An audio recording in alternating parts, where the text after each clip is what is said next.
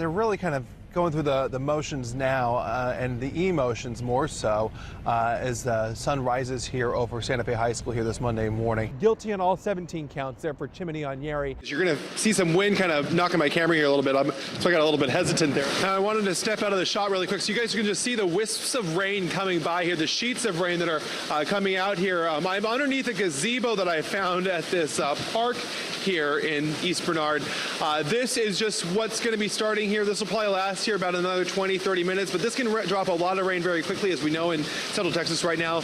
That's why they are saying that this, along with many other waves just like this, could cause about another 15 to 20, maybe 30 inches to fall here. The reason why you see large homes replacing small ones, because the land underneath them is expensive. Only a couple dozen people benefit from this every hour. They believe that this was really the home base for that. We will see the mayors from across the country gathering here at about 9 a.m. local time. But obviously the situation's changed.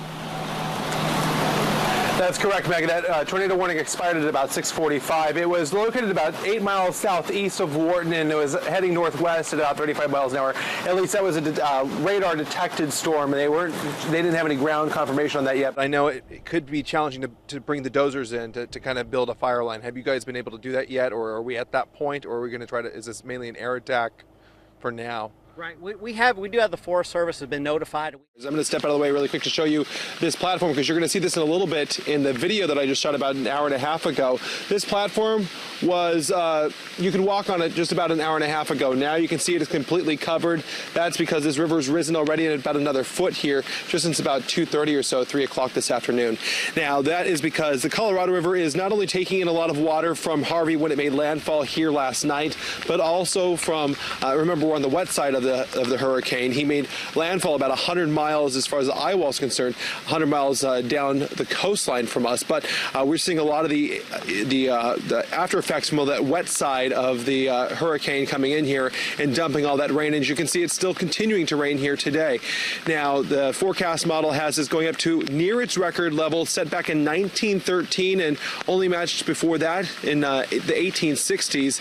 That's what they're saying, that many people here in Wharton need to get out now. They know it's for the water.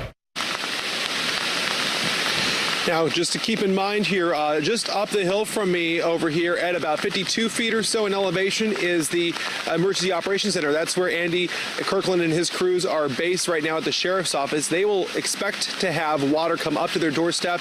They're telling everybody in these low-lying areas, about half of Wharton right now, to get out of town immediately. With half the city looking on, the Santa Fe Indians take the field, defying expectations.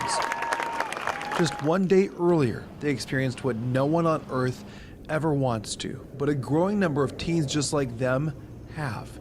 A classmate with a grudge and a gun on a rampage. BJ Powers lives 40 miles from Santa Fe, but knew he needed to help. I'm sitting at the shop and I'm just trying to figure out how I can help. His wife inspiring him to create these stickers to unite everyone behind Santa Fe. 5 minutes after she called, I had it printing. This game originally slated to be played Friday night. It was canceled. The team members themselves choosing to play this game after all Saturday night. One way to help the community heal. That just shows you the character of our community. You know, these students out here, they're amazing. Two team members in particular, Trenton Beasley and Rome Schubert, both sophomores, stand with their team just one day after being shot in their high school. Mayor-elect Jason Tabor proud of the community he's about to lead. We stand together, we're strong, and this is representation of that tonight. I can't imagine what they're going through. This is not okay. Powers hoping this will be the last time someone will have to print stickers after a mass shooting at a school. Well, unfortunately, I don't think it's going to be the last time. There's just too much to fine-tune. And a community to comfort. It's going to take us days, weeks, maybe even years to get over this, but we're doing this all together, and it's going to take more than just our own city to heal from this. Number one. Starting here, where opponents set aside the score and come together as one. We went to the hardware store yesterday to try to find one of those covers that you could put over the hoses out here. Well, guess what? It's like trying to find a turkey that's not thawed, that's not frozen on Thanksgiving, you're not really going to find one. So what we did is we came up with this with 3 different things. We have a soda bottle that I chopped kind of in half, measured it so it could fit right over this, as well as a hand towel and a string that I actually cut off of my aunt's, with her permission, her ironing board. What we're gonna do is we're gonna wrap this thing around. This is gonna kind of act as a jacket for this whole thing, kind of like what I'm wrapped up in right now. And as you know, being outside in this windy weather, the tighter the better. And you wanna make sure you get every little part covered here with this. And then the best part is, this little soda bottle just kind of slips over the top of this. It acts just the exact same as what you'd get there at the hardware store, but for $2 cheaper, $3 cheaper. Of course, you have to drink the soda probably, or the milk if you need a bigger container. And then you just pull this string through that's attached to your handle, tighten that on, and twist that on there. It'll hold this for the entire winter season. We're talking about a tent city, correct? We are, Todd and Steph, and that's just here beyond me. This is that border crossing there at Tornillo. On the other side of this is actually Guadalupe, Mexico. You can actually see here behind me, I'm going to step out of the way, cars passing through. That's because this gate just opened here moments ago. These are the first cars being able to cross through here to be able to go over to Mexico. Now, this is about a half hour or so southeast of El Paso here, and this has been kind of a port of contention. As you mentioned, this is where that tent city is set up with the children being housed here. Those are mainly unaccompanied minors that were brought over here, or that came over here on their own volition and were taken into custody by Immigration and Customs Enforcement. But there are, it appears to be at least some of the children who were separated from their families. That's because about 6 of the children that are being cared for right now by the U.S. Customs and Border Patrol and Immigration and Customs Enforcement were actually part of those families that came over here seeking asylum originally, or coming over here together, and then were taken apart and had the parents detained separately from the children. Now, we've spoken with some other folks out here recently who say that they want to see change, not just from the executive action signed by President Trump yesterday, ending that family separation, but see positive permanent change. What we're concerned about now is they've experienced. And back out here live as this active border crossing still has folks getting ready to move through this area throughout their day.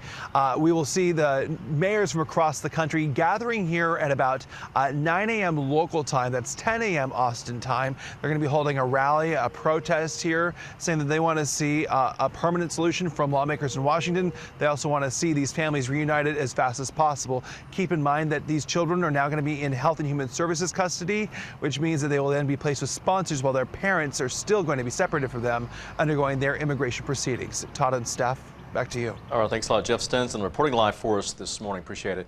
As you can see, that fire is still likely growing in this area. At least it was about an hour ago, less than an hour ago, when we talked to the fire chief here for ESD1. I'm going to step out of the way here as we show you kind of the smoldering, or the smoke still coming from the fields here. Those are probably about a half a mile to a mile from where we're standing right now, but this is as close as we can go. We know that this is private property that the fire chief here in ESD1 says was about 50 acres or so. It started out around a 5-acre brush fire here around 11:30 this morning.